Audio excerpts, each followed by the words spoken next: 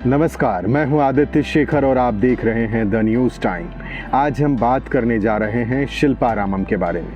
दरअसल इसकी परिकल्पना का मतलब ही यही था कि जहां एक जगह पूरे देश के अलग अलग राज्य के अलग अलग कल्चर को प्रदर्शित करना और वहां के हस्तशिल्प से जुड़े उत्पादन को एक जगह लाकर लोगों तक उपलब्ध करा देना, जिससे उस वस्तु को तो संरक्षण तो मिलेगा ही और आम लोगों को उससे अवगत होने का एक बेहतरीन मौका मिलेगा। और इसी के आधार पर इसे बनाया गया था। ये हैदराबाद से लगभग 20 किलोमीटर दूर में स्थित है। शिल्पारामम के नाम से जाना जाता है। ये माधापुर में अवस्थित है, जहां आप अपने परिवार के साथ आकर यहाँ के खूबसूरती को तो देखेंगे ही, साथ ही अपने देश के कल्चर से अवगत होंगे। इस गांव को बसाने का उद्देश्य भारत की परंपरागत शिल्प को संरक्षण प्रदान करना था। इस बात को ध्यान में रखते हुए शिल्पारामम में पूरे साल उत्सवों का आयोजन किया जाता है। इस गांव की शुरुआत सन 1992 में हुई थी और तब से इसने उत्सवों के आयोजन से पूरे देश में अलग ही पहचान अपनी बनाई है। इन उत्सवों में न सिर्फ आपको भारत के विभिन्न हस्तशिल्पों के बारे में जानने को मिलेगा, बल्कि आप चाहें तो इसे खरीद भी सकते हैं। आप जो मेरे पीछे देख पा रहे होंगे, ये विलेज म्यूजियम है और इसे किस तरीके से तैयार किया गया है, आइए इसके बारे में बताते हैं। किस तरीके से गांव में मिट्टी के बर्तन बनाए जाते थे वो दर्शाया गया है। आप देख पा रहे होंगे कि चाक पर एक कुम्हार उसे किस तरह से आकार दे रहा है और आप यहाँ देखेंगे तो उसे पूरी तरीके से दर्शाया गया है कि मिट्टी के बर्तन, तरह तरह के बर्तन बनाए गए हैं और उसे फिर सुखाया जाता है और उसे फिर पकाकर बेचने योग्य बनाया जाता है। चलिए फिर आगे बढ़ते हैं। जैसे आप आगे बढ़ेंगे तो आप देखेंगे कि गांव में जिस तरीके से फूस के घर होते थे, ठीक उसी तरह से बनाया गया है। आप आगे जब चलेंगे थोड़ी दूर तो आप देखेंगे कि यहाँ पर देखिए कुछ गांव की चीज़ों को दिखाया जा रहा है और ये दरअसल पपेट शो है। ये राजस्थान पपेट शो है जो कि यहाँ प्रदर्शित किया जा रहा है। वैसे इस विलेज म्यूजियम का एक हिस्सा ही है। लोग देखिए किस तरीके से इकट्ठा होकर इसका आनंद ले रहे हैं। तो चलिए मैं भी आपको थोड़ा सा दिखाता हूँ।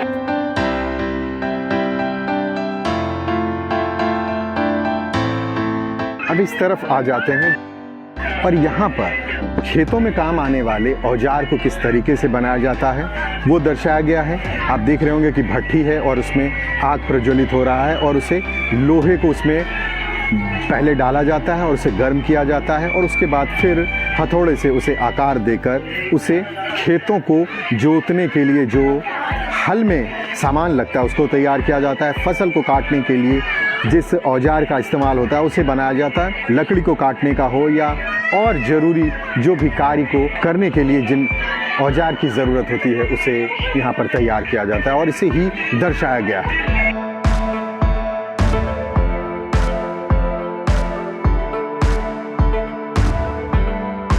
आप आगे बढ़ेंगे तो यहाँ पर आपको देखने के लिए मिलेगा कि गांव में किस तरीके से बच्चे अपनी बहन के साथ खेलते थे।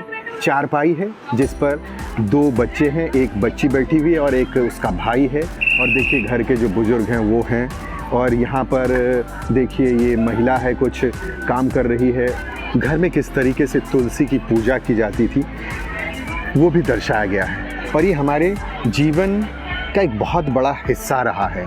तुलसी का खास महत्व होता है और वो भी दर्शाया गया है और महिलाएं उसे बड़े ही पुराने ज़माने में आपने किसी घर को अगर देखा होगा तो घर के आंगन में एक तुलसी का पिंडा हुआ करता था और ठीक इसी तरीके से होता था और महिलाएं पूरब की दिशा में मुख करके उन्हें जल सुबह में अर्पित करती थी और शाम को दिया जलाकर उनकी पूजा करते थे और उसे ही दर्शाया गया है। और यहाँ पर आप देख पा रहे होंगे ये ग्रामीण परिवेश में किस तरीके से लोग भिक्षा के लिए आते थे और वो भिक्षा मांगने के लिए दरवाजे पर आते थे और उन्हें अनाज दिया जाता था खाने के लिए। आप जब अंदर की ओर आएंगे तो यहाँ पर जनजातीय किस तरीके से अपनी ज़िंदगी को जीते थे वो दर्शाया गया है, और ये लाइटिंग की व्यवस्था इसमें बाकायदा की गई है।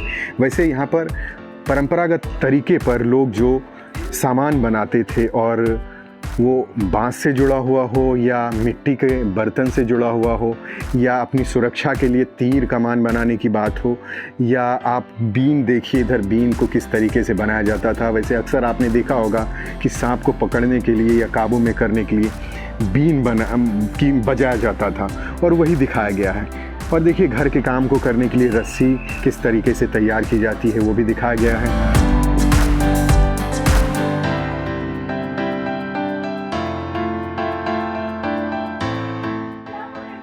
चलते हैं, फिर आगे की ओर बढ़ते हैं। वैसे आज काफ़ी भीड़ है, लोग काफ़ी दिखाई पड़ रहे हैं और खुश नज़र आ रहे हैं। लोग तस्वीरें खिंचवा रहे हैं। आप देखिए ये लोग, बड़ा ही अच्छा माहौल है। अगर वक्त मिले तो आप यहाँ घूमने के लिए ज़रूर आइए, क्योंकि हम लोग कहीं ना कहीं ग्रामीण जो चीज़ें हैं, खासकर बच्चे तो उन चीज़ों को भूल गए हैं। देखिए किस तरीके से पहले मुखौटे को तैयार किया जाता था, और ये महिलाएं देखिए आलू है, प्याज है, और सामान को बेच रही है, बाज़ार में खड़ी है, और तरह तरह के सामान को लेकर हाट इस तरीके से सजाया जाता था जहां लोग सामान खरीदने के लिए पहुंचते थे। ये विलेज बाज़ार है, इसी तरह के माहौल होता था और लोग वहां सामान खरीदने के लिए आते थे। अब आप जब विलेज म्यूजियम से बाहर आते हैं तो आप देखेंगे कि जब थोड़ी दूर आप आगे बढ़ेंगे तो आपको दाहिने तरफ एक रेस्टोरेंट दिखाई पड़ेगा जहां खाने की व्यवस्था है। और यहाँ पर अगर आप खाना खाना चाहते हैं तो अंदर में भी बैठने की व्यवस्था है, और बाहर भी खाना लाकर आप खाना खा सकते हैं, या घर से आप कुछ लेकर आए हैं तो यहाँ पर खा सकते हैं। गांव में जिस तरीके से लोग अपनी ज़िंदगी को गुजर बसर करते थे, ठीक उसी के आधार पर यहाँ पूरे थीम को तैयार किया गया है। और आप मेरे बाईं तरफ देख रहे होंगे, ये जो दिख रहा होगा, यहाँ पर बोटिंग की व्यवस्था है। दरअसल अभी हैदराबाद में बहुत ज़्यादा गर्मी पड़ रही है, जिस वजह से फ़िलहाल इसका पानी सूख चुका है और ये बंद है। लेकिन अगर आप जब आते हैं सामान्य दिनों में तो आपको इसका भी लुत्फ़ उठाने का मौका मिलेगा। जैसे आप मेरी बाईं तरफ देख रहे हैं, ये कृष्ण द्वार बनाया गया है। जब आप आगे की ओर बढ़ेंगे तो आपको कृष्ण से जुड़ी हुई जानकारी को दिखाया गया है। जैसे आप आगे बढ़ते चलेंगे तो आपको इसके बारे में मैं बताऊंगा। इस द्वार से जब आप प्रवेश करेंगे तो आप देखेंगे मेरे बाईं तरफ किसान किस तरीके से पहले पानी को अपने खेतों तक पहुंचाता था, उसका जुगाड़ जो था किसान के पास वो दर्शाया गया है।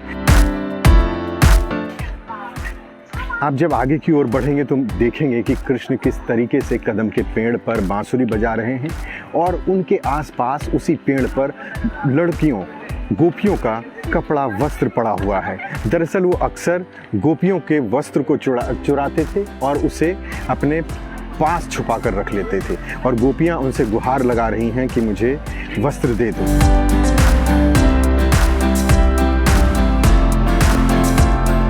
आप ठीक मेरे पीछे देख पा रहे होंगे कि बच्चों के खेलने के लिए झूले कई तरह के लगाए गए हैं। स्लाइडर भी है जहां बच्चे मौज मस्ती करते हुए दिखाई पड़ेंगे।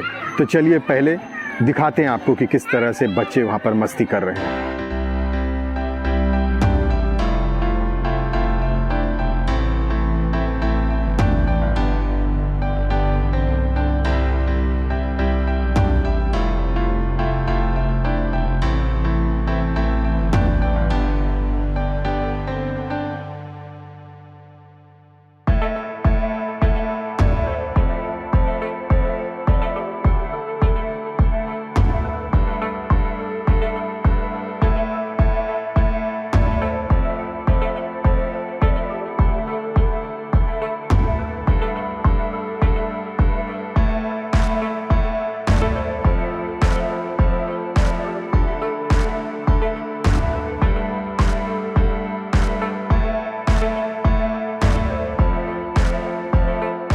ये मूर्ति गार्डन है और ये बेहद ही खूबसूरत तरीके से बनाया गया है। यहाँ पर अलग अलग तरीके की मूर्तियों को पत्थर से तराश कर बनाया गया है। आप जैसे मेरे पीछे एक देख पा रहे होंगे, ये वर्टिब्रा है, बेहद ही आकर्षक है। और आप अगर देखेंगे तो कई तरह के लोहे की मूर्तियां भी तैयार की गई है जो कि बेहद ही आकर्षक है और ये बेकार पड़े हुए लोहे से बनाया गया है। जैसे आप एक देख पा रहे होंगे, ये एप्पल आपको दिखाई पड़ रहा होगा, ये भी बेहद ही खूबसूरत है और बच्चों को काफ़ी लुभाता है। आप देख पा रहे होंगे कि पत्थरों को कितने खूबसूरत तरीके से तराशा गया है। लोग यहाँ तस्वीरें खिंचवाने के लिए आते हैं।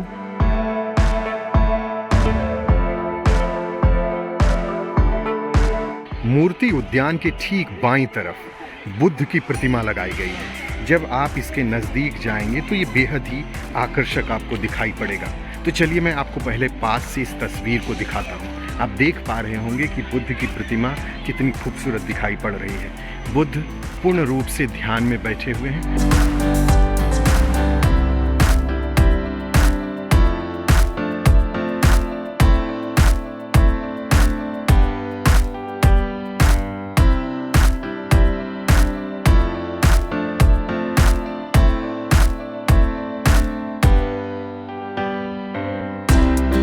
आप जैसे ही अंदर की तरफ बढ़ेंगे आपको मिट्टी से बने खूबसूरत द्वार दिखाई पड़ेंगे जो कि बेहद ही आकर्षक है। यहाँ का नज़ारा शाम में बेहद ही खूबसूरत हो जाता है। आप जैसे देख रहे हैं ये घड़े से बना हुआ द्वार है और शाम में जब इसमें लाइट जलाया जाता है तो और भी आकर्षक दिखाई पड़ने लगता है। जहाँ पर पर्यटक अपनी तस्वीरें खिंचवाते तो हैं ही, साथ ही इस खूबसूरत नज़ारे को कैद कर अपने घर तक ले जाने में जुटे रहते हैं।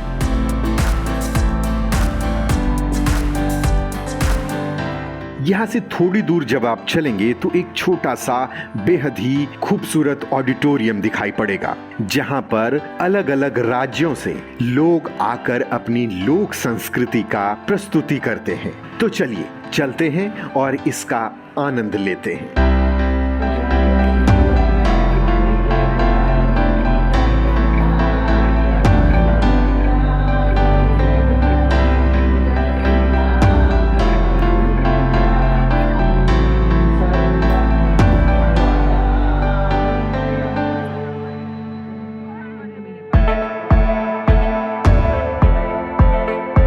तो देखा आपने कितना ही मनोरम दृश्य था यहाँ का, और ये आपको अपने परंपरागत रहन सहन से तो जोड़ता ही है और आधुनिकता के साथ साथ अपनी मिट्टी की खुशबू को आप बेहतर तरीके से यहाँ महसूस कर सकते हैं। अगर आप मॉन चाइना के सामान खरीदना चाहते हैं वो भी आपको यहाँ मिलेंगे। दूध से बने हुए सामान अगर आप खरीदना चाहते हैं वो भी यहाँ पर बिकते हुए दिखाई पड़ेगा।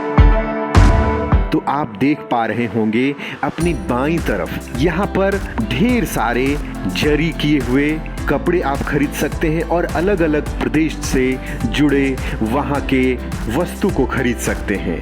और आप ठीक इसके बगल में अगर देखेंगे तो फर्नीचर का बहुत ही बड़ा शॉप आपको दिखाई पड़ेगा, और एक नहीं बहुत सारे शॉप लगातार आपको दिखाई पड़ रहे होंगे। आप देख सकते हैं कितने खूबसूरत सामान आपको दिखाई पड़ेंगे। लकड़ी के टेलीफोन जो पुराने ज़माने में जिस तरीके के आकार के होते थे वो बिल्कुल हूबहू आपको लकड़ी के बने हुए दिखाई देंगे। आपको टेबल लैंप दिखाई पड़ रहे होंगे जो कि बेहद ही आकर्षक दिख रहा है। ये कई तरह के हैं और अलग अलग साइज में हैं, आप जिसे खरीद सकते हैं। लेकिन यहाँ अगर आप सामान खरीदते हैं तो बाजार जो बाहर के मूल्य हैं उससे थोड़े महंगे तो होते हैं, इसमें कोई शक नहीं है। लेकिन सामान आपको एक जगह ढेर सारे मिल जाएंगे। आप जैसे जैसे आगे की ओर बढ़ते चलेंगे अलग अलग स्टॉल आपको दिखाई पड़ेंगे।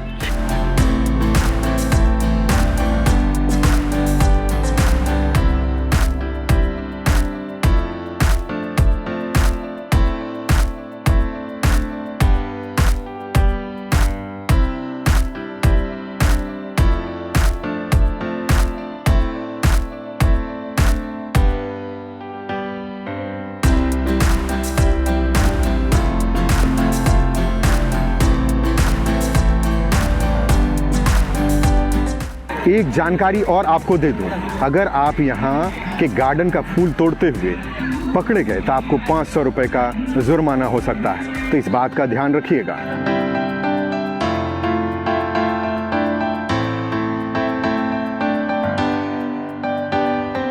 अगर हमारा ये वीडियो आपको पसंद आया हो तो इसे लाइक और शेयर करिए और हमारे चैनल को सब्सक्राइब करना बिल्कुल ना भूलें। तब तक के लिए मुझे दीजिए इजाज़त। धन्यवाद।